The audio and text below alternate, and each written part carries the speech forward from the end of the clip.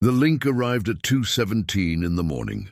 Daniel had not been sleeping much lately, so the soft vibration of his phone against the wooden nightstand did not wake him. He was already awake, staring at the ceiling, listening to the slow ticking of the clock in the hallway. The house felt too large without her. Every sound echoed differently now, as if the walls themselves were aware of the absence. He turned his head and looked at the screen. An unknown number. A single message. Just a link? He almost ignored it. At that hour, nothing good ever arrived. He assumed it was spam, or worse, someone playing a cruel joke. But something about the timing made his chest tighten. 2:17. That was the exact time the hospital monitor had gone flat 3 months ago. He swallowed hard and sat up. The bedsheet slipped from his chest, cool against his skin. For a moment, he simply stared at the glowing screen, his thumb hovering over it. "This is stupid," he muttered to the dark room.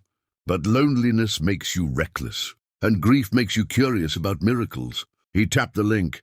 The screen shifted to a video. No title, no description. Just a paused frame. His breath stopped. It was her.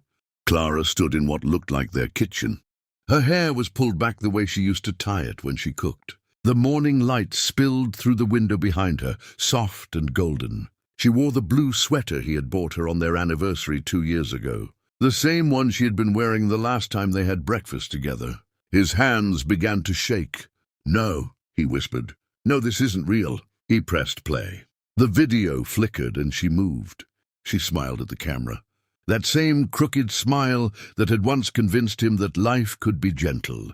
"If you're watching this," she began softly, "it means I didn't get the time I was hoping for."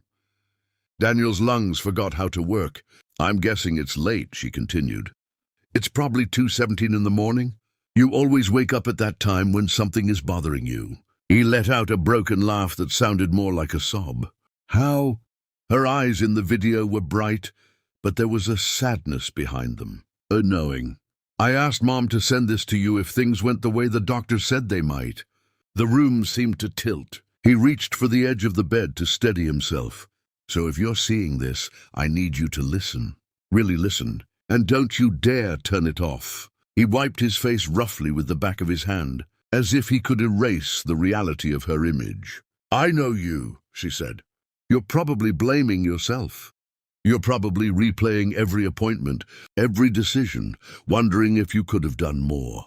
He closed his eyes, and the memories came rushing in. The sterile smell of the hospital corridors, the cold vinyl chairs, the doctor's careful tone, the word terminal hanging in the air like a storm cloud. "You did everything you could, Daniel," Clara said firmly in the video. "You were there for every chemo session. You learned how to braid my hair when it started falling out. You held my hand when I was too scared to pretend I was brave." His shoulders began to tremble. "You loved me," she whispered. And that was enough. The words shattered something inside him. For months, he had been carrying a silent weight. The guilt of surviving, the anger at the universe, the bitterness that love could be so cruelly interrupted. "I need you to promise me something," Clara said. Her tone shifted, softer but resolute. "Don't let this be the end of your life, too." He stared at her face, memorizing every detail. The faint crease between her eyebrows, the tiny scar near her chin from when she fell off her bike as a child. "I know you think moving on means forgetting me," she continued. "It doesn't. It means carrying me differently." He let out a shaky breath. "I don't want you to sit in this house forever. I don't want you to eat alone at the kitchen table and pretend you're not lonely. I don't want you to look at our dreams like they're a graveyard." Her voice wavered for the first time. "I want you to live them." The video paused for a second, as if she had been gathering courage. "Go to the coast like we planned. Start that community art class you always talked about.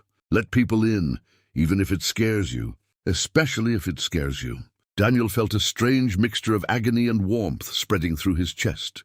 She had always believed in him more than he believed in himself. "I don't know what the afterlife looks like," she said with a small laugh. "But if there's any way for me to see you, I want to see you happy, not stuck." Tears streamed freely down his face now. "Grief is love with nowhere to go," she said. "So give it somewhere to go.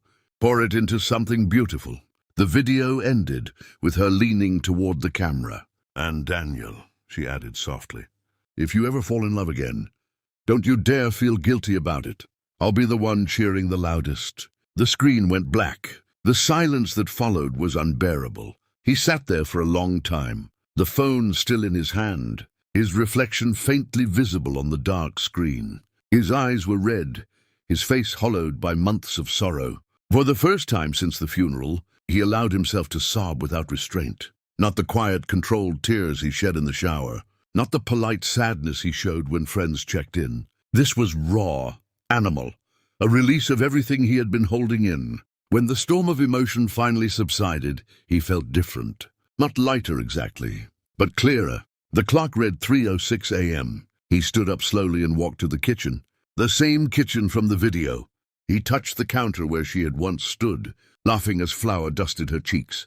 He opened the window and let the cold night air rush in. You're not done, he whispered to himself. The next morning, he called her mother. Why 2:17? He asked. Quietly. There was a long pause on the other end of the line. That's when she asked me to send it, her mother replied. She said you'd understand. He did. That night at the hospital, when the machines had begun their final, frantic beeping, Clara had squeezed his hand weakly and whispered, "Whatever happens, don't stop living." He had nodded then, but he hadn't meant it. Not really. In the weeks that followed, Daniel began to do small, terrifying things. He signed up to volunteer at the local community center. The first day, his palms sweated as he walked in. The smell of paint and old books filled the room. Children's laughter echoed down the hall. He almost turned around, but he remembered her voice. Give it somewhere to go. He started teaching an art class on Wednesday evenings.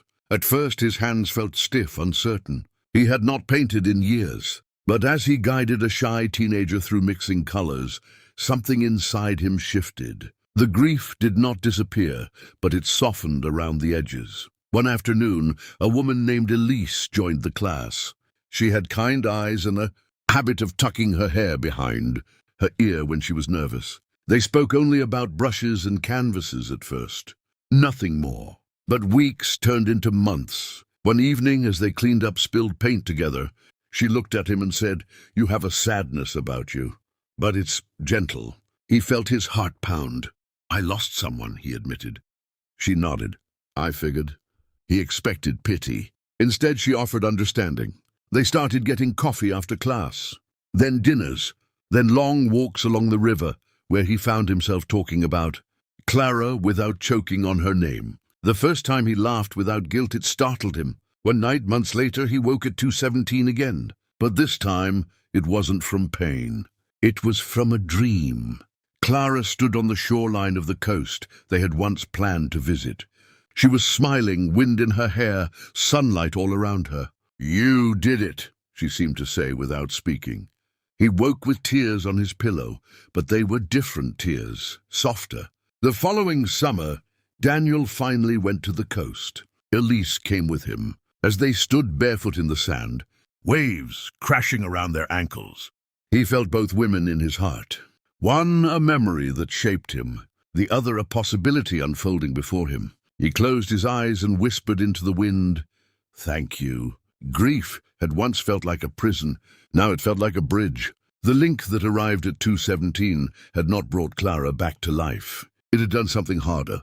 It had forced him to face his own, and in choosing to live, he realized something she had known all along. Love does not end. It transforms.